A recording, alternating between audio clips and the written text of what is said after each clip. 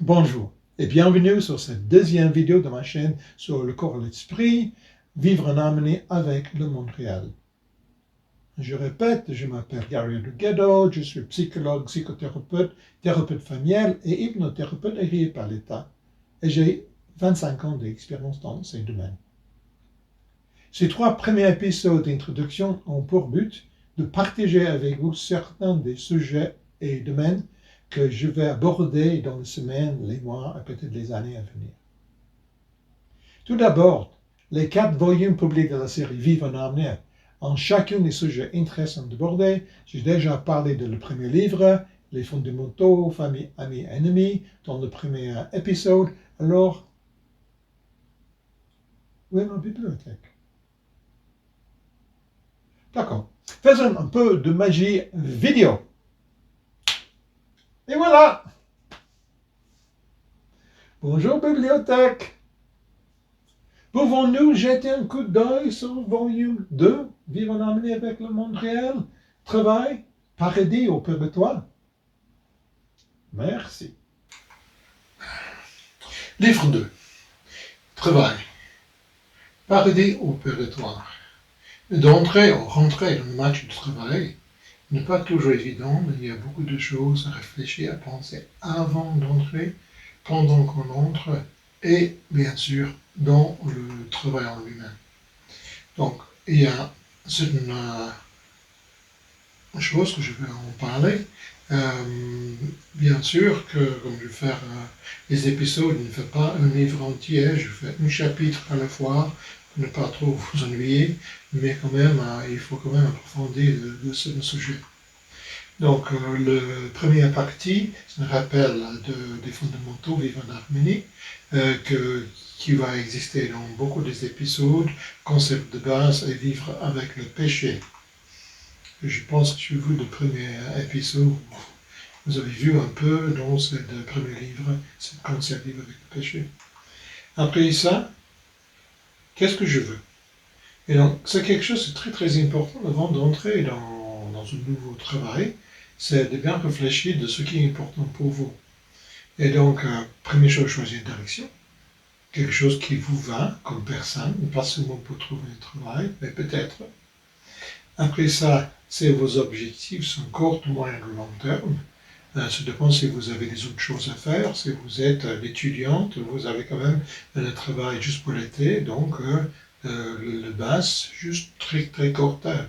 Si vous êtes une jeune femme et vous avez quand même un projet de se marier et fonder une famille et passer le temps avec vos enfants pendant qu'ils sont jeunes, ça veut dire que ce que vous êtes en train de rechercher doit intégrer ce deuxième projet dans la vie. Donc, si vous êtes quelqu'un qui vous êtes vraiment basé sur le concept d'un travail très investi, très long terme, dans lequel vous pouvez monter l'échelle de l'entreprise, voilà, c'est un autre type de travail, c'est notre attitude, c'est des autres formations de base, il y a beaucoup de choses qui sont intégrées dans cette question. Après ça, pourquoi on travaille? Et parce que c'est pas toujours évident, oui, de gagner assez de sous pour survivre, mais souvent, c'est plus que ça. Et il y a des gens qui ont quand même une autre vie. Je connais pas mal des artistes, les professionnels de musique, etc. comme ça. Et le travail, c'est vraiment alimentaire. Et pendant, en parallèle, ou bien les écrivains, bon, je vais essayer d'être un écrivain, donc mon travail apporte l'argent, mais faire des YouTube, faire des livres, ça aussi, ça appartient de mon projet, ou mes projets.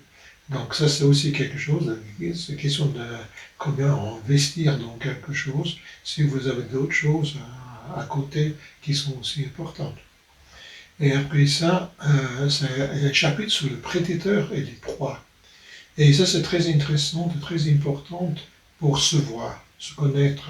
Et parce que nous sommes tous presque toujours soit un prédateur, soit une proie. Quand les situations se peuvent quand même bouger un peu, on n'est pas toujours dans les extrêmes, mais quand même, il y a des gens qui sont plutôt pour bouffer la vie, et peut-être même bouffer les autres dans cette approche, qui sont très bien pour être chef d'entreprise, d'être responsable, de faire des choses comme ça. Et les autres, plutôt proies, plutôt s'occupent des autres, qui c'est bien d'être les enseignants, profs d'école, euh, les infirmières, assistants sociaux, les gens comme ça, qui cette attitude un peu plus douce, peut-être beaucoup plus intéressant pour eux. Donc c'est bien de se voir assez bien dans cette échelle pour essayer de voir quel type de travail pour les prédateurs, c'est très bien, bien sûr, pour les vendeurs, par exemple. Et après ça, on peut voir ouais, obtenir un emploi. Et donc, s'ouvrir l'emploi, ça veut dire s'ouvrir les yeux, les oreilles, la bouche, parler, l'esprit. Est-ce que je peux faire ça? Ça vaut la peine d'essayer. Et l'âme. Donc, vraiment s'ouvrir pour trouver un travail. C'est pas quelque chose nécessairement qui vient comme ça. Il y en a, mais pas toujours. Combien valez-vous? Il faut essayer de voir votre valeur. Si vous sous-estimez vous-même, et vous êtes dans un travail que vous méritez beaucoup plus, vous êtes frustré, vous êtes mal vu, mal occupé par des autres, ou bien si vous sous-estimez vous-même, ou quand même vous pouvez décevoir les autres, vous avez beaucoup de stress. Et c'est vraiment important d'essayer de trouver un bon niveau de votre valeur pour l'entreprise et pour vous-même.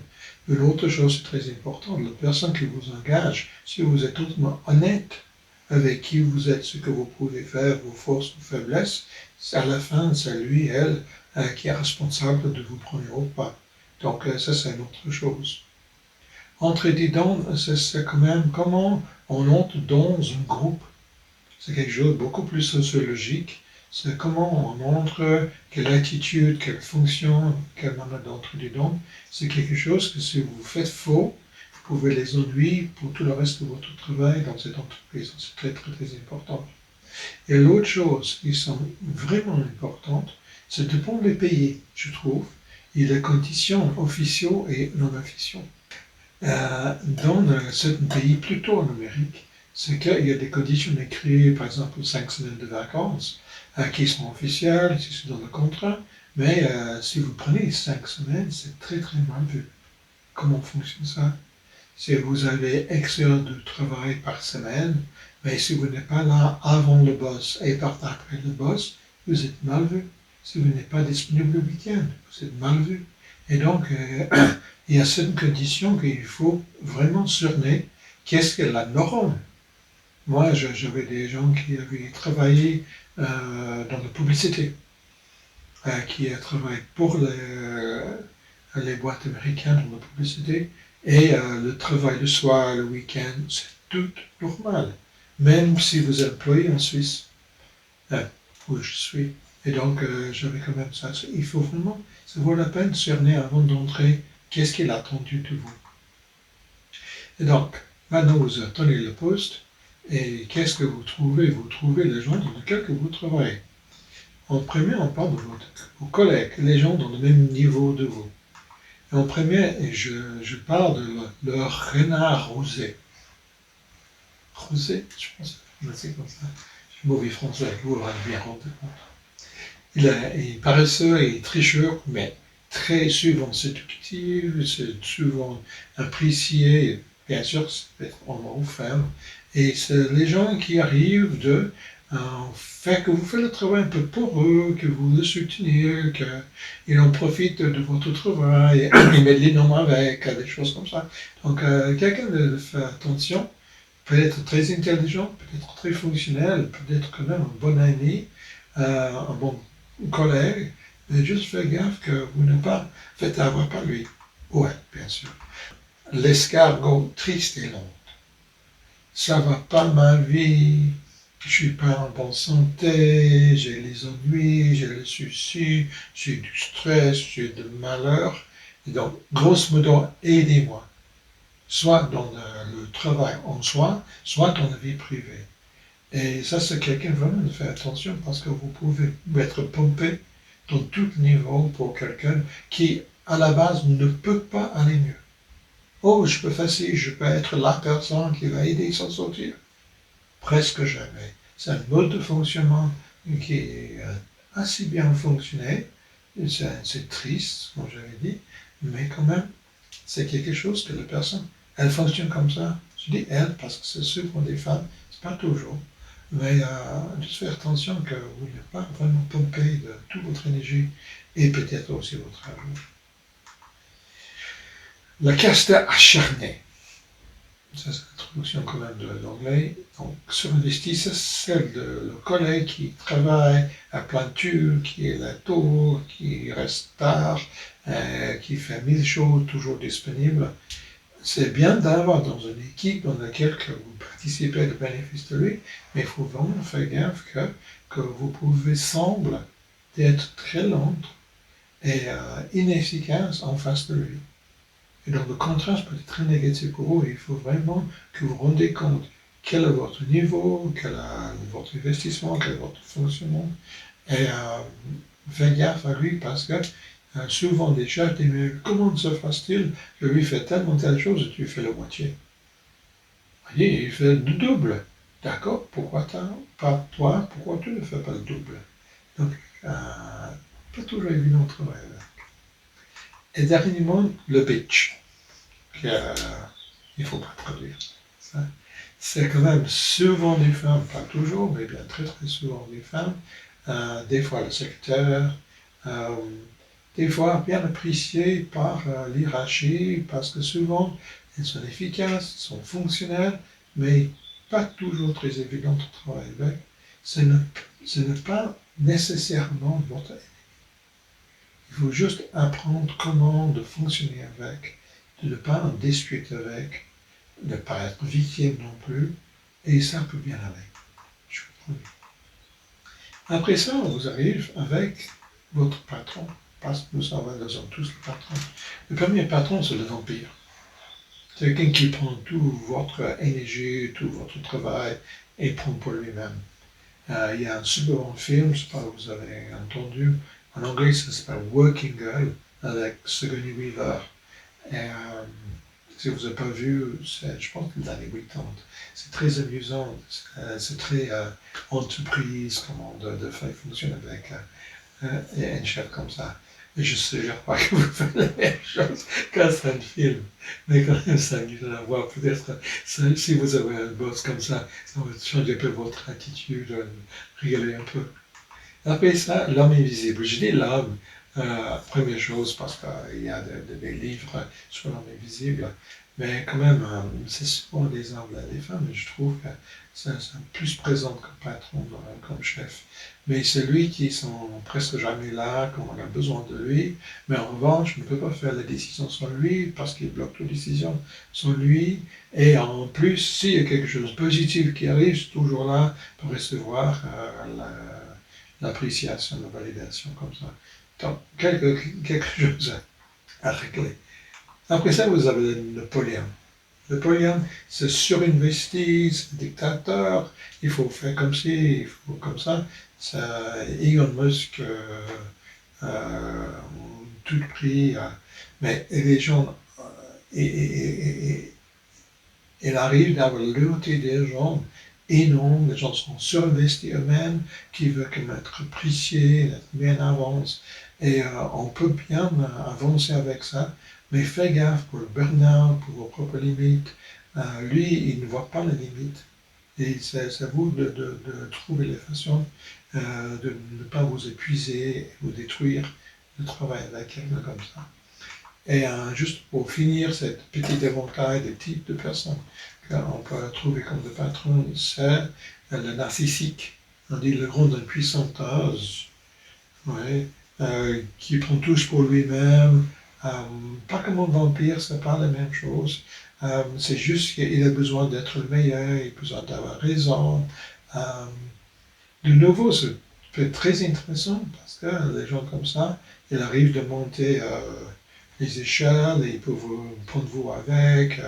C'est super intéressant, mais juste fais gaffe que des fois, s'il y a une erreur, il va trouver souvent les hommes. Les femmes existent aussi, mais souvent les hommes. Et il va trouver un fautif, ça peut être vous. Donc, faire gaffe. Et donc, dernier un groupe, c'est le subordonné. Comme si vous montez un peu le tour à l'échelle, vous arrivez d'être même un peu chef, vous avez des gens que vous travaillez avec, qui travaillent pour vous. Commence de la paresseuse, qui est quand même souvent compliqué de travailler avec parce qu'ils sont vraiment longs. Il peut faire très très bien le travail. Il peut être quelqu'un de bien, bonne humeur, soutenant, généreux, mais lent.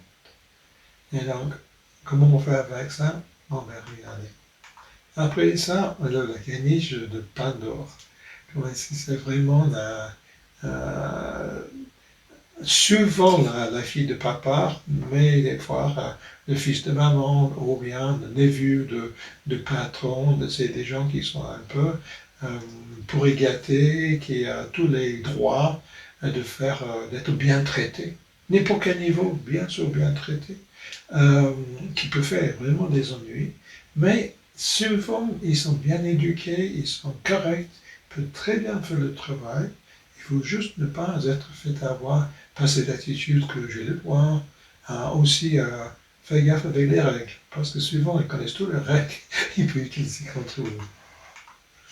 Le singe, c'est souvent un ami, une copine ou une amie, dans lequel vous êtes à le même niveau pendant un bon moment, vous êtes assez proche, et vous montez un peu l'échelle, et l'autre ne rend pas compte. Il ne rend pas compte que vous êtes de nouveau par le même niveau que lui, que vous méritez le respect à cause de votre position et la responsabilité que vous portez. Et l'autre, lui, elle, ne rend pas vraiment compte parce que vous êtes quelqu'un de proche. Donc, il faut trouver un moyen qu'il n'est pas irrespectueux, qu'il garde les limites acceptables dans votre boîte, dans votre bureau. Donc, ce n'est pas que les autres voient qu'ils ne respectent pas, donc ils ne respectent pas non plus. Quelqu'un de loyal, quelqu'un de soutien, quelqu'un de bon avis souvent. Il faut vraiment ne pas perdre cette relation, mais quand il faut que devant les autres, qu'il y a quand même une certaine distance, un certain respect. Et enfin, le requin, il faut vraiment faire gaffe. Il veut votre travail, il veut votre tête, il veut votre bureau, il veut tout comme ça. Mais je dis lui, bien sûr, ça peut être enfin le même type d'attitude. Oui, ça peut être très très dangereux, mais vous pouvez quand même apprivoiser. Vous pouvez un peu monter dessus dans le sens positif, on va regarder un cheval ou un autre animal comme ça. Comme ça, vous pouvez faire une équipe. C'est une équipe et il faut que vous nourrir assez, mais faites gaffe qu'il peut tourner à vous manger à n'importe quel moment. Mais quand même, ça peut être quand même un très très bon collègue de travail avec, comme subordonné. Juste faites gaffe qu'il ne vous montre pas trop. Et voilà, ça c'est la fin de cette petite présentation. Je vais trouver les chapitres au fur et à mesure, comme ça m'intéresse. Donc, juste suivre mes épisodes, vous allez voir. Si vous avez un intérêt spécifique sur un sujet, laissez écrire à moi, laissez-moi en ligne, et moi je vais mettre ça un peu plus haut dans ma liste des sujets traités. Merci pour ça. D'accord. Non, merci. Non, merci. Je pense que ça suffit pour le livre pour le moment. Voici donc le deuxième tas de sujets et de domaines que je vais couvrir.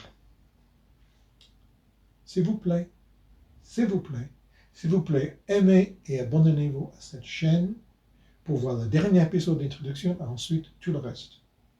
Si vous laissez les commentaires, je vais essayer de répondre, ça va être gentil de votre part. N'oubliez pas que pour le moment, je fais tout toute seule, la lumière, l'enregistrement, le son, le montage, les effets spéciaux, la bibliothèque.